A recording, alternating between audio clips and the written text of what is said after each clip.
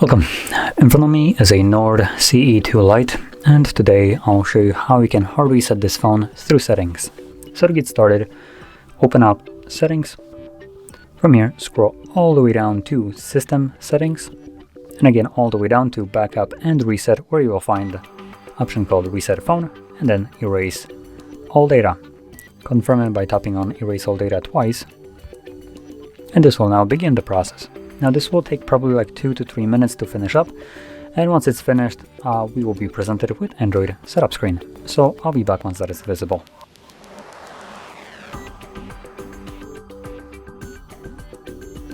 And as you can see, the process is now finished and you can set up your phone however you like. So if you found this video helpful, don't forget to hit like, subscribe, and thanks for watching.